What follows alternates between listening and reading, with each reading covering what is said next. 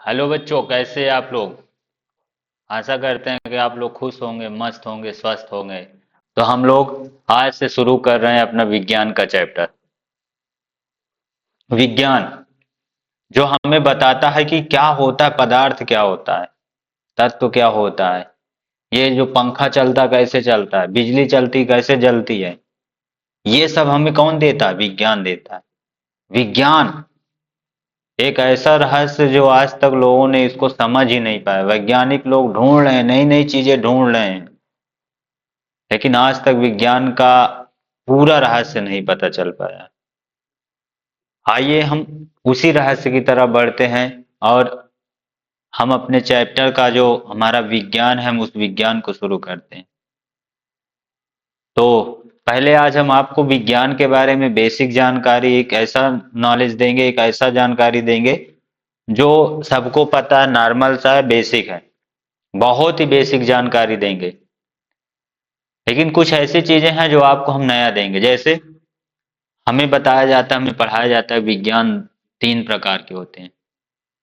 तो देखते हैं एक्चुअल में क्या विज्ञान तीन ही प्रकार के होते हैं, जानते हैं, रिसर्च करते हैं, इस पे आज मंथन करते हैं।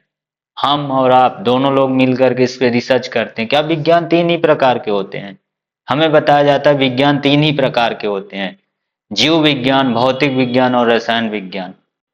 आखिर यही तीन विज्ञान होते हैं, तो हमारा जो सामाजिक विज्ञान है उसके पीछे विज्ञान क्यों लगा है?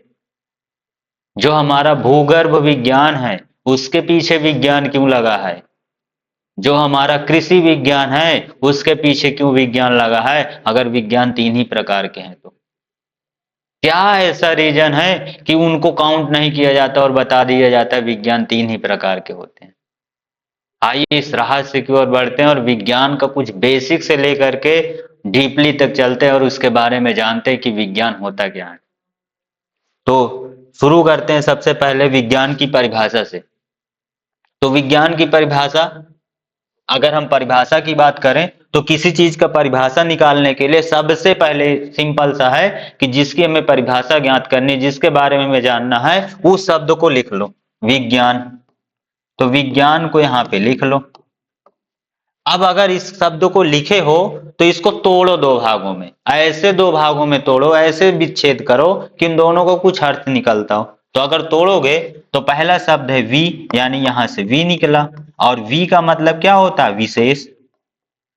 वी का मतलब क्या होता है बच्चों? विशेष।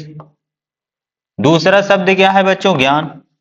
अगर ज्ञान के बारे में जानकर बात करें तो ज्ञान का मतलब होता है जानकारी। घर पे कहते हो ना, तुमको ज्ञान है क्या किसी चीज का? ऐसे बोलते होंगे घर में, समाज में सुनते भी होंगे। तो ज्ञान का मतलब क्या हुआ? क्या उसके बारे में तुम जानते हो क्या? तो अगर विज्ञान की हम बात करें, किसी भी प्राकृतिक घटनाओं, अगर उसके बारे में हम उसके विशेष अध्ययन कर रहे हैं, उसको डीपली जा करके अध्ययन कर रहे हैं कि ये कैसे बना, क्यों बना, इसकी संरचना ऐसे क्यों, ये काली क्यों, गोरी क्यों है, ये पत्थर है तो पत्थर क्यों बना, अगर उसके बारे में विशेष जानकारी इकट्ठा कर रहे हैं, विशेष रूप से उसके बारे में जानकारी ले रहे हैं, तो यही बच्चों हमारा क्या कहलाता है? विज्ञान। परिभाषा की तरफ जाए, किताबी भाषा की तरफ, तो विज्ञान का अर्थ है व्यवस्थित ज्ञान, सुव्यवस्थित ज्ञान। यह प्राकृतिक घटनाओं और उनके कारणों का अध्ययन करने की प्रक्रिया है जो प्रमाण देती है, तर्क देती है और परीक्षण पर आधारित होती है। यानी पहले इसका टेस्ट भी किया जाता है, तभी जा करके ये रूल्स और नियम आपको दिए जाते हैं, थ्योरी पढ़ाए जाते हैं। तो ये होता है विज्ञान। बच्चों अगर बात करें विज्ञान का मूल, यानी ये उत्पन्न कहाँ से हुआ, ऑरिजिन ऑफ साइंस, विज्ञान को इंग्लिश में क्या बोलते हैं? साइंस। तो साइंस कैसे उत्पन्न हुआ है, तो इसको जानो। शब्द की अगर उत्पत्ति की हम बात करें तो विज्ञान संस्कृत के वी और ज्ञान से मिल करके बना। जैसे अभी हमने बताया, वी का मतलब विशेष और ज्ञान का मतलब जानकारी, मिलकर बना है, जिसका अर्थ है विशेष ज्ञान। अगर इसको हम अंग्रेजी शब्द में कहें तो विज्ञान को इंग्लिश में कहा जाता है बच्चों, बहुत ही खूबसूरत नाम है इंग्लिश में इसका, साइंस। इतना प्यारा नाम, बहुत अच्छा लगता है साइंस बोलने में, और साइंस पढ़ने में भी बहुत मजा आता है, इतना प्यारा नाम है। लेकिन जो ये साइंस है, ये लैटिन शब्द के साइंसिया से लिया गया है। कहां से लिया गया बच्चों? साइंसिया से। अब इसका मतलब समझ रहे हो? लैटिन एक भाषा है और वहां पे एक शब्द है जिसको साइंसिया लोग बोलते हैं, और इसी साइंसिया से साइंस को लिया गया है। और साइंसिया का अर्थ क्या होता है? अगर हम साइंसिया की अर्थ की बात करें तो उसका अर्थ क्या होता है? ज्ञान, जानकारी एकत्रित करना। साइंसिया का हिंदी अर्थ होता है ज्ञान, और इसीलिए साइंसिया में से साइंस को लिया गया, विज्ञान को लिया गया। इतना समझ में आया बच्चों? किसी भी प्रकार के अगर समझ में ना आ रहा तो आप लोग कमेंट करके जरूर पूछ सकते हैं कि हाँ ये सर यहाँ पे कैसा होगा, इसको फिर से बताइए, तो हम फिर से आपको वहां पे बता देंगे। अगर बच्चों अब बात करें विज्ञान की शाखाएं, जो आज इस टॉपिक का मेन पॉइंट है, विज्ञान की शाखाएं। अगर हम कहें बच्चों विज्ञान तीन नहीं दो प्रकार की होती हैं, तो ये कैसे हुआ? हम यहाँ पे बात कर रहे हैं कि आखिर विज्ञान, जो हमारा विज्ञान है वो हमारी कितने प्रकार की होती है, उनके प्रकार क्या है। तो अच्छा बच्चों ये बताओ आप लोग, कभी ऐसा देखे हो क्या कि अगर ये हमारे पास एक पेन है, व्हाइट बोर्ड, ये मार्कर है, पेन है, कुछ भी कहो इसको, पेंसिल है, जो भी तुम्हें कहो, या तो कहो स्टाइलस है, जो भी कहो तुम, ये हमारे पास एक पेन है। अगर इस पेन को अगर इस पेन को हम क्या करें, यहां से ऐसे उछालें, ऊपर की तरफ फेंके, यहीं पे खड़े होकर के, तो पेन कहाँ जाएगा? नीचे जाएगा, हमें पता है। अच्छा अब एक खुद से सोचो, अगर इसी पेन को हम चले जाएं, लखनऊ पहुंच जाए, अपने उत्तर प्रदेश की राजधानी लखनऊ में पहुंच जाए और लखनऊ पे इस पेन को ऐसे उछालें, तो वहां पे कहाँ जाएगा पेन? आसमान पे टंग जाएगा क्या? ऐसा तो होगा नहीं, पेन कहाँ आएगा? नीचे आएगा। अगर इसी पेन को हम दिल्ली या मुंबई पहुंच करके उछालें ऐसे, तो पेन कहाँ आएगा? नीचे ही आएगा, क्योंकि ये प्रकृति की देन है कि किसी भी वस्तु को अगर हम ऊपर उठाएंगे तो कहाँ आएगा? नीचे आएगा, अगर ऐसे उछालें तो। अच्छा छोड़ो, इसी को हम पहुंच जाए, अमेरिका पहुंच जाए और अमेरिका में इस पेन को उछाले, तो ये पेन कहाँ आएगा? नीचे ही आएगा, क्योंकि न्यूटन साहब ने बताया गया है कि गुरुत्वाकर्षण का सिद्धांत, कि किसी भी वस्तु को अगर हम ऊपर उठाएंगे, ऊपर ऐसे फेंकेंगे हवा में, तो गुरुत्वाकर्षण बल के कारण कहाँ आकर के गिरेगा बच्चों? नीचे ही आकर के गिरेगा, चाहे हम यहाँ पे उछालें, चाहे अमेरिका में, चाहे लखनऊ में, चाहे जहां पर। अच्छा बच्चों ये बताओ, अगर ये सिद्धांत है, तो ये सिद्धांत जो दिया है न्यूटन ने, एक प्रामाणिकता के साथ दिया, प्रमाण के साथ बताया है, और उन्होंने साबित किया है कि ये कैसे होता है। तो जहां पर प्रूफ दिया जाए, ध्यान से समझना बच्चों, जहां पे प्रूफ दिया जाए, प्रमाण कर दिया जाए कि ये चीजें होती हैं, ये प्रकृति का नियम है, ये प्रूफ कर दिया गया, एक सिद्धांत बता दिया गया, और जहां पे प्राकृतिक घटनाओं का सिद्धांत के आधार पर हम अध्ययन करते हैं, तो उस वाले विज्ञान को बच्चों बोलते हैं कौन सा? प्राकृतिक विज्ञान। उसको क्या बोलते हैं बच्चों? प्राकृतिक विज्ञान। और प्राकृतिक विज्ञान के अंतर्गत जो रखे गए हैं वो तीन विज्ञान रखे गए हैं, आज तक कोई नहीं बताया होगा बच्चों आपको ऐसे। प्राकृतिक विज्ञान के अंतर्गत जो तीन विज्ञान रखे गए हैं, वो तीन विज्ञान कौन कौन सा है? एक विज्ञान है जिसका नाम क्या है बच्चों? भौतिक विज्ञान यानी फिजिक्स। दूसरे विज्ञान की अगर हम बात करें बच्चों, तो दूसरा विज्ञान जो है हमारा है, वो है कौन सा बच्चों? रसायन विज्ञान।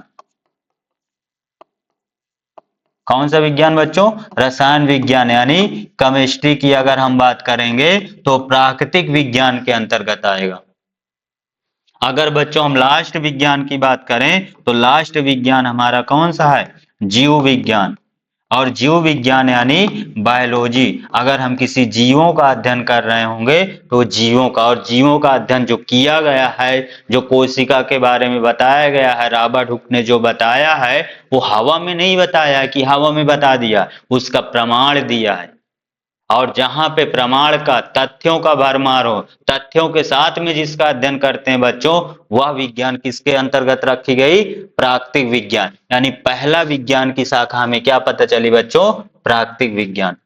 दूसरे विज्ञान की तरफ बढ़ते हैं।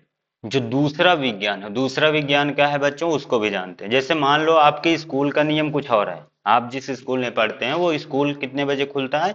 9:30 बजे खुलता है। और आपके बगल का दूसरा स्कूल है, वो स्कूल खुलता है 9:30 बजे खुलता है या 9 बजे खुलता है। और दूसरा स्कूल है वो खुलता है 8:30 बजे खुलता है। कोई ऐसा स्कूल है जो 8 ही बजे खुल जाता है। यानी हर जगह के नियम क्या है, अलग अलग हैं। और ये भी जो रखा गया है, ये भी एक विज्ञान की श्रेणी में रखा गया। हम जो अध्ययन करते हैं, जैसे इतिहास की बात करें, इतिहास में हम लोगों को बताया जाता था कि जो मनुष्य होते हैं वो बंदर की प्रजाति के, क्या हमने देखा या आपने देखा, लेकिन ये संभावनाओं के आधार पर इसको क्या किया गया, रूप दिया गया। और इसीलिए इन सबको जो अध्ययन हम करते हैं वो बच्चों हम किस में करते हैं, असत्य विज्ञान की श्रेणी में करते हैं। और असत्य विज्ञान के अंतर्गत जो रखा जाता है बच्चों, असत्य विज्ञान के अंतर्गत, यानी इसको हम रखते हैं स्यूडो साइंस में। किस में रखते हैं बच्चों, स्यूडो साइंस में रखते हैं। और स्यूडो साइंस में जो रखा गया है यानी सामाजिक विज्ञान। सामाजिक विज्ञान में आप लोग देखे होंगे, इस पे क्या किया जाता है, पूरा तत्व लोग क्या करते हैं, पूरा तत्व विभाग के लोग जाते हैं और वहां पे रिसर्च करते हैं, और रिसर्च के आधार पर बता देते हैं संभावनाओं के आधार पर कि ये वाली सभ्यता पुराने समय में ऐसी रही होगी। लेकिन वहां पर किसी भी प्रकार का प्रमाण नहीं दे पाए हैं वो लोग, किसी भी प्रकार का तथ्य नहीं दे पाए, बस उसी को देख करके संरचनाओं के आधार पर उन्होंने बताया कि यहाँ की पहले लोग ऐसे रहे होते, जैसे मेसोपोटामिया सभ्यता हो गए। तो ये सभी जो विज्ञान रखे गए हैं बच्चों, ये किस में रखे गए हैं, असत्य विज्ञान में। इसीलिए इस वाले विज्ञान को मेन विज्ञान की शाखा में काउंट नहीं किया गया, सामाजिक विज्ञान को। है तो ये भी विज्ञान, लास्ट में लगा है विज्ञान, लेकिन इसको मेन शाखा में इसीलिए नहीं काउंट किया गया। मेन शाखा की अगर हम बात करें, जो हमारा नेचुरल साइंस है वो तीन ही होते हैं। वो होते हैं भौतिक विज्ञान, रसायन विज्ञान और जीव विज्ञान। अगर बात करें इसमें और कौन सी शाखा आएगी बच्चों, तो जैसे हम बात करें अर्थ विज्ञान की बात करें, यानी जहाँ पे पैसों के संबंधित में लेन देन किया जाता है, वो भी एक विज्ञान की श्रेणी में रखा जाता है। और इसको भी असत्य विज्ञान में रखा जाता है। अगर हम बात करें बच्चों और तीसरे विज्ञान की बात करें, तो अर्थ विज्ञान के बाद जैसे आप लोग सुने होंगे एक ज्योतिष विज्ञान होता है। ज्योतिष विज्ञान, ये भी किस पे रखा गया बच्चों, ये भी असत्य विज्ञान की श्रेणी में रखा गया। अगर आप बच्चों और जहां बात करोगे तो एक और होता खगोल विज्ञान। खगोल विज्ञान, खगोल विज्ञान भी असत्य विज्ञान की श्रेणी में रखा गया। अगर और एक विज्ञान की बात करोगे तो जिसको बोलते हैं भू विज्ञान, भू विज्ञान भी किस में रखा गया बच्चों, असत्य विज्ञान की श्रेणी में, क्योंकि इनका प्रमाण, इनका तथ्य, इनका प्रामाणिकता, इनका सिद्धांत दिया नहीं गया है और इसको हम सिद्ध नहीं कर सकते। बस एक संभावनाओं के आधार पर इन पे क्या होती है, चर्चा होती है तो ये सब भी विज्ञान, लेकिन इनको मेन शाखा में इसीलिए बच्चों नहीं काउंट किया जाता। थोड़ा सा डीप की तरफ चलते हैं कि हमारे जो विज्ञान है, इस विज्ञान के जनक कौन कौन है। बेसिक चीज है, इसको जरूर याद रखिएगा और जरूर इसके बारे में जानना। अगर हम बात करें भौतिक, भौतिक विज्ञान हम आपको पढ़ाएंगे, बहुत अच्छे से पढ़ाएंगे, बहुत डीप में जा करके पढ़ाएंगे, हर एक चीज बेसिक से बेसिक जानकारी इसमें देंगे। भौतिक यानी फिजिक्स। फिजिक्स की अगर बात करें तो इसके जनक देख दो दिख रहे हैं, एक दिख रहे हैं गैलीलियो और एक दिख रहे हैं आइजैक न्यूटन। ऐसा क्यों है, जब हम फिजिक्स के अध्ययन करेंगे तो यहाँ पे बताएंगे ऐसा क्यों रखा गया यहाँ पे दो वैज्ञानिकों को। बाकी हम न्यूटन को भी कह सकते हैं और गैलीलियो को भी कह सकते हैं। रसायन शास्त्र की बात करें यानी रसायन विज्ञान की बात करें तो इनके जनक कौन है, एंटोनी लावोइजियर, ये इनके क्या है, जनक है। अगर हम बात करें जीव विज्ञान की तो जीव विज्ञान के कौन है, चार्ल्स डार्विन, इसको जनक बोला जाता है। कभी कभी ये भी सुने होंगे जीव विज्ञान के जनक अरस्तु को भी कहा जाता है, आप लोग जानते भी हैं। तो ऐसा क्यों है, इसको भी हम जब जीव विज्ञान बताएंगे तब भी आपको बताया जाएगा।